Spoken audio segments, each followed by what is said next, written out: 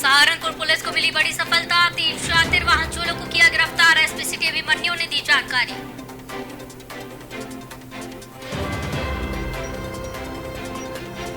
सीतापुर में चोर गिरोह का हुआ पर्दाफाश, गन्ने से लदे ट्रैक्टर ट्रॉली को चोरों ने बनाया निशाना। आरोपियों के पास से 315 बोर का तमंचा और कारतूस बरामद।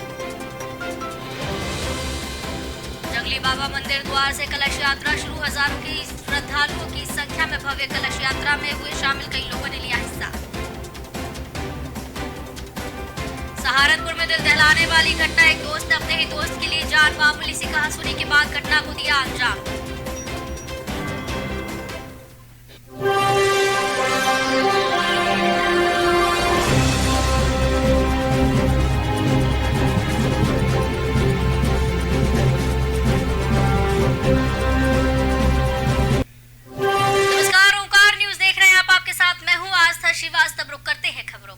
कोरोना को लेकर आज भी लोगों के मन में कई सवाल हैं। कई लोगों का सवाल है कि क्या कोरोना हमारे बीच से खत्म हो गया है या फिर से हम कोरोना को अपनी जिंदगी में महसूस करेंगे।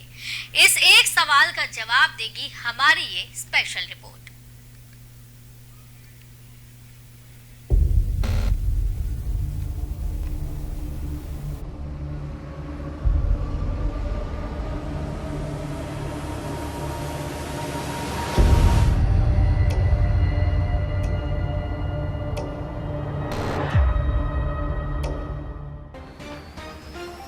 कोरोना को लेकर आज तक लोगों में एक अलग तरह की दहशत देखी गई है।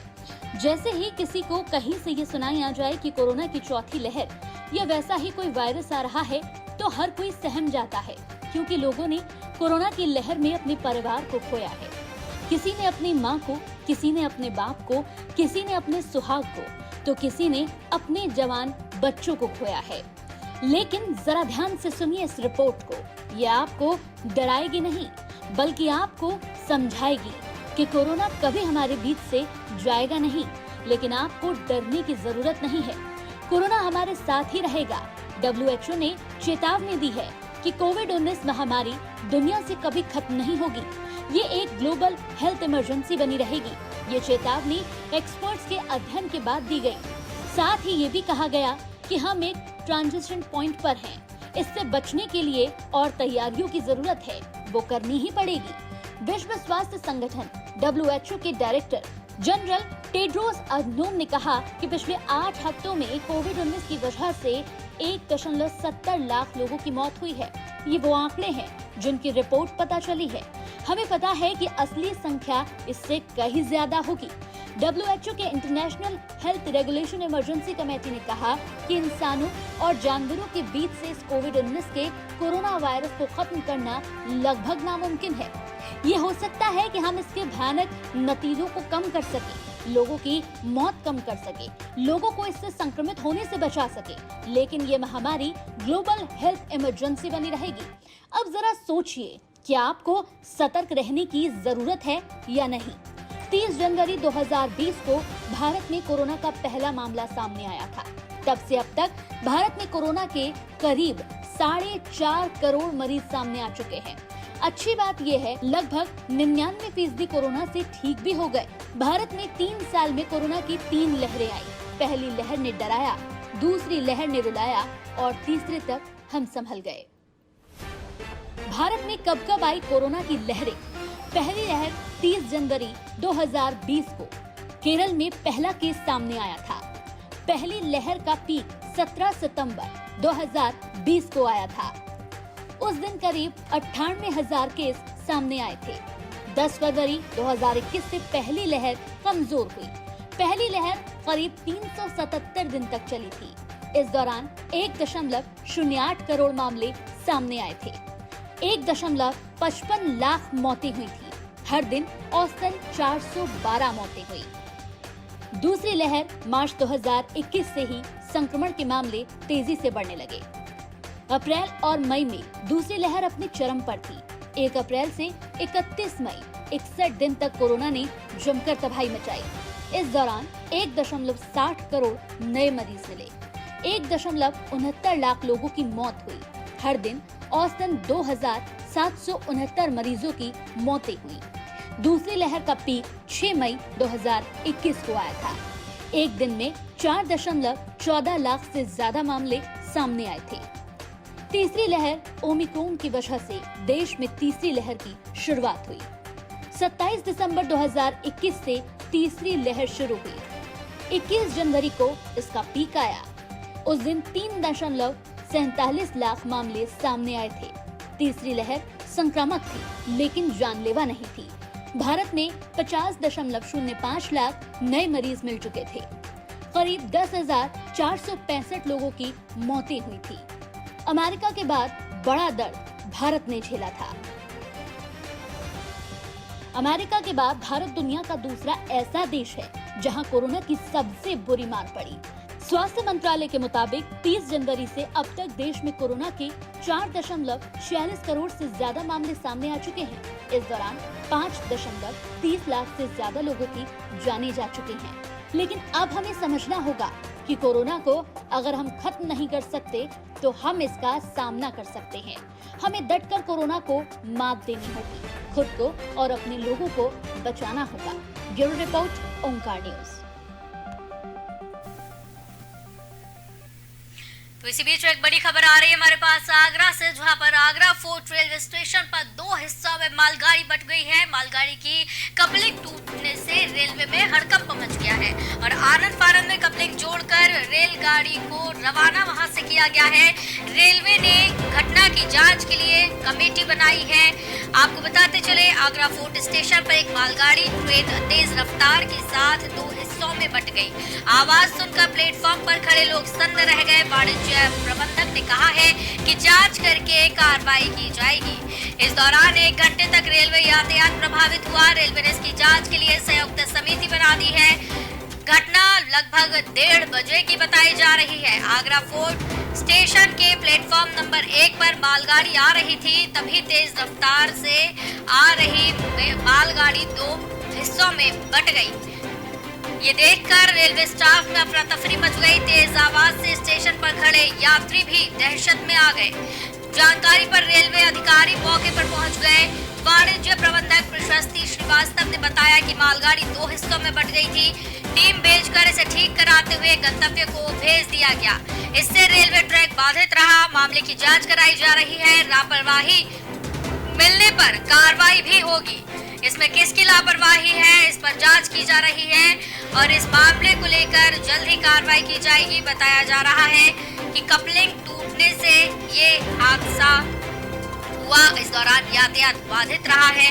हादसे में कोई जनहानि या कोई भी नुकसान इस दौरान नहीं हुआ। तत्काल रेलवे प्रशासन ने डिब्बों को जोड़ा और ट्रेन को रवाना किया। कई ट्रेनों को सिग्नल पर इस दौरान रोकना पड़ा। Agra fort station platform number 1 की ये पूरी घटना बताई जा रही है। इस दौरान मालगाड़ी के डिब्बे अलग हो गए और ट्रेन 2 हिस्सों में बट गई।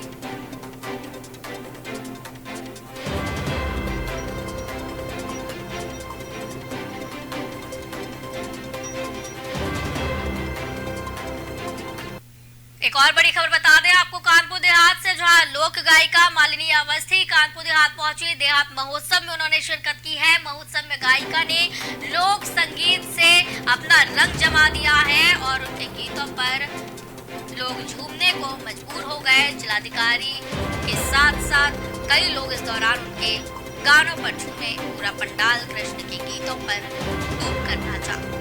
इस दौरान कृष्ण के गीतों ने समा बांध दिया और लोग इस दौरान थिरकने पर मजबूर हो गए। कानपुर देहात लोक गायिका मालिनी अवस्थी पहुंची है और इस दौरान देहात महोत्सव में गायिका ने समा बांध दिया। लोक संगीत से रंग जमाया। गीतों पर जमकर जिलाधिकारी झूमे। पूरा पंडाल कृष्ण के गीतों पर जमकर नाचा।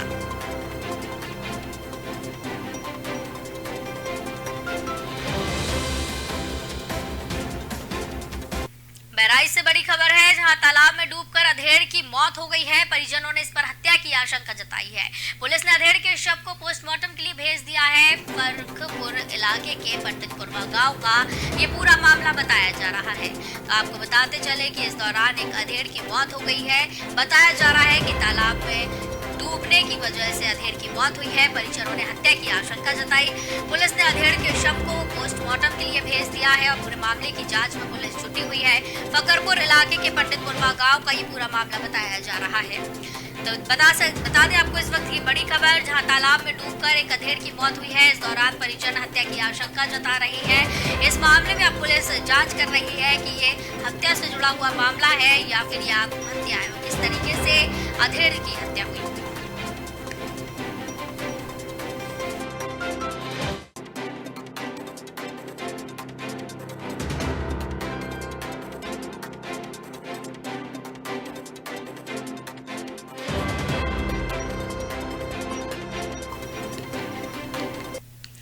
कुतुबशेर पुलिस को एक बड़ी सफलता हाथ लगी है। मामला जनपद सहारनपुर के थाना कुतुबशेर क्षेत्र का है, जहां पर 3 शातिर वाहन चोरों को गिरफ्तार किया गया। चोरी किए गए वाहनों के साथ में चोरों को गिरफ्तार किया है। इनके बारे में एसपी सिटी अभिमन्यु मांगलिक ने जानकारी देते हुए बताया है कि शातिर वाहन चोर अलग अलग प्रदेश से वाहन चोरी करने का काम किया करते थे, जिनको ये चोर यहाँ भी सही दाम मिलता था, वहीं चोरी किए गए वाहनों को बेच दिया करते थे। हाल ही में इनके द्वारा चोरी की गई 2 बाइक और 1 स्कूटी को सहारनपुर की डोली खाल मार्केट में बेचने की कोशिश की गई, जिसकी सूचना पर पुलिस को खरीदार की दुकान से ही प्राप्त हुई। सूचना मिलते ही पुलिस ने मौके पर चोरी किए गए वाहनों के साथ ही गिरफ्तार किया, जिसके बाद अब इन तीनों चोरों को न्यायालय के समक्ष पेश कर जेल भेज दिया जाएगा। शातिर चोर का पर्दाफाश इस दौरान किया है। पुलिस को एक बड़ी सफलता हाथ लगी है। पूरा मामला कुतुबशेर क्षेत्र का बताया जा रहा है, जहां पर शातिर वाहन चोर को वाहन के साथ में गिरफ्तार कर लिया गया।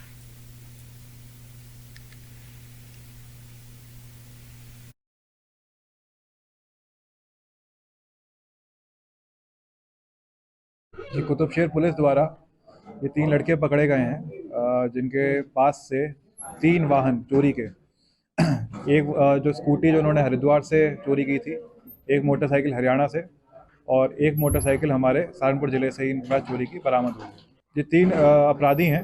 इसमें जैसे उन्होंने बताया कि हरिद्वार और हरियाणा मतलब आसपास के नेबरिंग डिस्ट्रिक्ट से इन्होंने किए हुए हैं, नेबरिंग स्टेट से इन्होंने किया हुआ है। और इसमें से एक जो अपराधी है शाहरुख, ये पहले भी इसका आपराधिक इतिहास है और पहले भी ये मोटरसाइकिल चोरी में कुतुबशेर थाने से ही जेल जा चुका है। ये चोरी करने के बाद कहाँ क्या करते थे उस वाहन का? चोरी करने के बाद पहले तो ये नंबर प्लेट बदल दिया करते थे, उसकी फर्जी नंबर प्लेट लगाकर ये आगे किसी को भेज दिया करते थे। ये कुतुबशेर सहारनपुर में एक दिल दहला देने वाली घटना सामने आई है, जहां थाना नकोड़ क्षेत्र के गांव में एक दोस्त ने अपने ही दोस्त को मौत के घाट उतार दिया। मामला केवल इतना था कि तीनों दोस्त आपस में किसी बात को लेकर मामूली कहासुनी में उलझे हुए थे, जिसमें एक दोस्त चेतन ने दूसरे दोस्त रणवीर को अवैध पिस्टल से गोली मार दी। यही नहीं, इसके बाद हत्यारे ने एक मनगढ़ंत कहानी बनाई और अपने मृतक दोस्त के परिजन और पुलिस को सुना दी, लेकिन पुलिस को इसकी कहानी पर विश्वास नहीं हुआ। पुलिस ने तत्परता से जांच करते हुए मात्र 13 घंटे में पूरे मामले का खुलासा कर दिया। सहारनपुर एसपी देहात सूरज कुमार राय ने प्रेस वार्ता की और इसकी जानकारी दी है। उन्होंने बताया कि घटना में प्रयोग किया गया पिस्टल, 32 बोर, 1 खोखा कारतूस व 4 जिंदा कारतूस भी पुलिस ने बरामद किए हैं। पकड़े गए अभियुक्त को पुलिस ने जेल भेज दिया है। कल थाना नकुड़ अंतर्गत ग्राम बिडवी में एक युवक को गोली मार के हत्या करने का मामला सामने आया, जिस पे थाना नकुड़ ने अभियोग पंजीकृत करके हत्या कारित करने वाले युवक को गिरफ्तार किया और इसके पास से एक 9mm की पिस्टल, जिससे ये हत्या कारित की गई, और एम्प्टी राउंड भी बरामद कर लिया। पूछताछ करने पे युवक ने बताया कि मृतक इसका दोस्त था और बाइक मांगने की बात को लेके आपस में इनमें बहस हो गई और बहस में आवेश में आके अभियुक्त ने फायर कर दिया इसके ऊपर, जिसकी वजह से मृतक की मौत।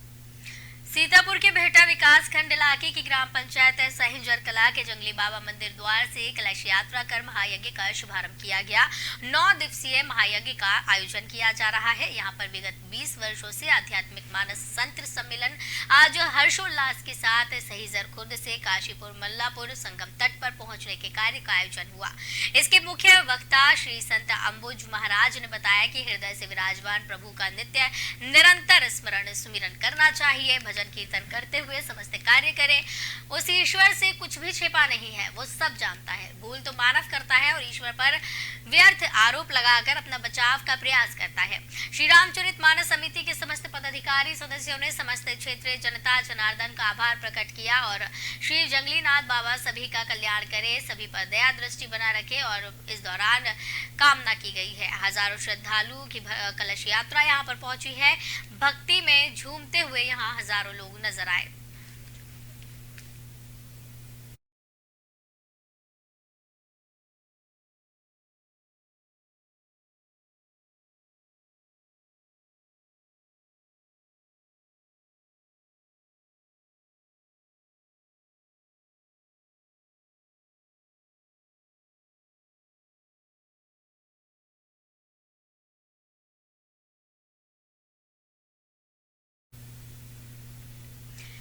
किसानों का बकाया गन्ना भुगतान न किए जाने पर सहारनपुर प्रशासन ने बड़ी कार्रवाई करते हुए नागल स्थित बजाज शुगर मिल गांगनौली के जीएम को गिरफ्तार कर लिया है। हालांकि जीएम ने एसडीएम को दिए शपथ पत्र में बताया कि मिल ने बकाया गन्ने 80% भुगतान किया।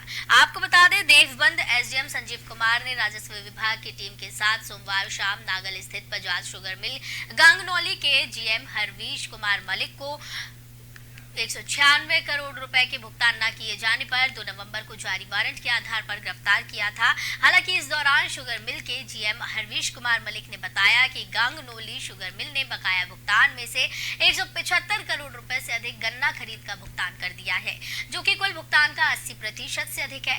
इस बार उन्होंने एक शपथ पत्र भी एसडीएम संजीव कुमार को दिया, जिसमें उन्होंने आगामी 12 फरवरी तक बकाया सारा भुगतान करने का वचन दिया, जिसके बाद जीएम को अभिरक्षा से मुक्त कर दिया गया। एसडीएम संजीव कुमार ने बताया कि 196 करोड़ की आरसी के सापेक्ष गिरफ्तारी की गई है, जिसमें 10 करोड़ रुपए से अधिक का बकाया मिल पर बाकी है। बताया कि शीघ्र ही 10 करोड़ रुपए के भुगतान किए जाने पर शपथ पत्र के आधार पर राजस्व संहिता के तहत अगली कार्रवाई की जा रही है। इस दौरान तहसीलदार तपन कुमार मिश्र सहित राजस्व विभाग की टीम और पुलिस टीम मौजूद रही। बजाज हिंदुस्तान शुगर मिल गांगनौली देवबंद में 196 करोड़ की आरसी के सापेक्ष आज उनके अध्यासी की गिरफ्तारी हुई है और गिरफ्तारी में उनके द्वारा क्योंकि 80% से ज़्यादा भुगतान कर दिया गया है आरसी के सापेक्ष और उन्होंने लिखित शपथ पत्र दिया है कि वो 12 फरवरी तक सारा भुगतान कर देंगे। इस क्रम में उनको अभिरक्षा से मुक्त किया गया है। हाँ, आपके द्वारा शपथ पत्र दिया गया है 12 फरवरी तक का। 12 फरवरी तक ये सारा भुगतान जितना भी आरसी का है, जितना गन्ना भुगतान है, वो सारा क्लियर। उन्नाव में एक अनियंत्रित डंपर द्वारा विगत 22 जनवरी को आजाद मार्ग लखनऊ कानपुर हाईवे पर हृदय विदारक दुर्घटना को अंजाम दिया गया था, जिसमें 6 लोगों की मौत हुई थी। मृतकों में एक भगवंत नगर विधानसभा के झाउआ ग्राम सभा निवासी थे। ऐसी दुख की घड़ी में परिजनों को हर संभव सहायता का आश्वासन भगवंत नगर विधायक आशुतोष शुक्ला ने दिया, लेकिन आचार संहिता के कारण आर्थिक सहायता नहीं की गई थी। उसी निमित्त में मंगलवार देर शाम को झाउआ ग्राम सभा पहुंचकर परिजनों को सांत्वना दी गई और स्वर्गीय विमलेश तिवारी की पत्नी को अपने निजी कोष से 50,000 रुपए की आर्थिक सहायता देकर उनकी मदद की गई। सड़क दुर्घटना में इस दौरान 6 की मौत हुई थी। परिवार में इसके बाद से ही मातम छाया हुआ है। पीड़ित परिवार को 50,000 की मदद देने का आश्वासन दिया गया है। सड़क दुर्घटना हुई थी, उसमें रात में जैसे हमें जानकारी हुई थी, मैं हॉस्पिटल पहुंचा था। हमारे सारे पत्रकार बंद थे, आप लोग भी वहां पे मौजूद थे। उस समय हमने घोषणा की थी कि उनकी आर्थिक मदद करूंगा, लेकिन आचार संहिता चल रही थी, मदद हो नहीं सकती थी। तो आज मैं सुपासी गांव गया था। सुपासी गांव में मृतक जो छोटेलाल जी थे, छोटेलाल रावत, उनके परिवार को 50,000 और जो जौआ के तिवारी परिवार था, उनके परिवार को 50,000 रुपया करने। कहते हैं अपने गुनाह को लाख छुपाने की कोशिश की जाए, लेकिन एक ना एक दिन कानून की गिरफ्त में आ ही जाता है। कुछ ऐसा ही मामला सीतापुर के थाना हरगांव क्षेत्र से सामने आया है। हरगांव में गन्ना बेचने आए किसान को गन्ने से लादे ट्रैक्टर ट्रॉली को चोरों ने अपना निशाना बनाया, जिसके बाद ट्रैक्टर मालिक ने थाना हरगांव में अज्ञात का मुकदमा दर्ज कर ट्रैक्टर ट्रॉली की तलाश शुरू कर दी। वहीं क्षेत्राधिकारी राजू कुमार साहू के नेतृत्व में क्राइम ब्रांच व थाना हरगांव की संयुक्त पुलिस टीम द्वारा लगातार घटना का पर्दाफाश करने का प्रयास किया जा रहा था। तभी पुलिस ने तीनों आरोपियों को जहांगीराबाद पुलिया के पास से गिरफ्तार किया, जिनके पास से 315 का एक तमंचा, कारतूस व चोरी किया गया ट्रैक्टर ट्रॉली बरामद हुआ। आरोपियों ने जनपद अयोध्या में भी विभिन्न आपराधिक कृत्यों के कई अभियोग पंजीकृत किए। बड़ा चोर गिरोह का इस दौरान पर्दाफाश हुआ है। मामला सीतापुर थाना हरगांव क्षेत्र का है। गन्ने के ट्रैक्टर ट्रॉली को निशाना आरोपी ने बनाया था। अपराध एवं अपराधियों पर नियंत्रण एवं कार्रवाई के क्रम में आज जनपद सीतापुर के थाना हरगांव एवं क्राइम ब्रांच की संयुक्त टीम के द्वारा आज सुबह 3 अभियुक्तों को मैं ट्रैक्टर ट्राली और उनके पास से अवैध असलाह सहित उन्हें गिरफ्तार किया गया है। तीनों अभियुक्त में पहला विपुल पांडे जो कि थाना संतना का रहने वाला है, दूसरा शहादत अली जो थाना हरगांव मुमताज नगर का रहने वाला, तीसरा सालिम खान। बलरामपुर तुलसीपुर विकासखंड क्षेत्र के गुलरीहा हिसामपुर का एक ऐसा माजरा है जहां आज भी ग्रामीण अंधेरे में रहने को मजबूर है।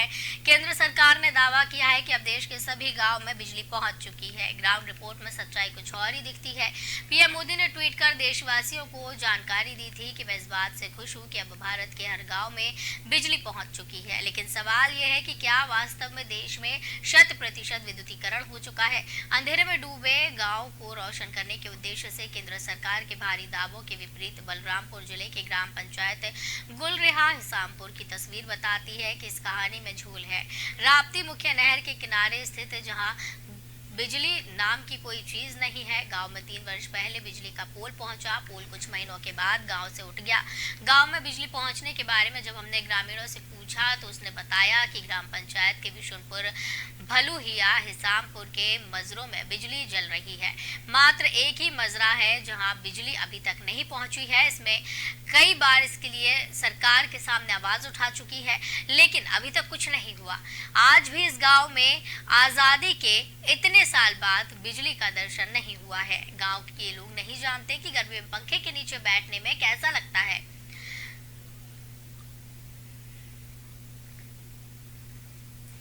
बताया जाता है कि लाइट लगा हुआ है और लाइट का खम्भा सुल्ले 2 ठो उठवा ले गए और बाकी अभी तक लाइट कोनो व्यवस्था नहीं। हाँ, खम्भा आवा है, पड़ा है 3-4 साल के पहले से ना कहा हम लोग विधायक सर कहीं लग जाए मगर लगना ही। तो इस बुलेटिन में फिलहाल इतना ही। मुझे दीजिए इजाजत। नमस्कार।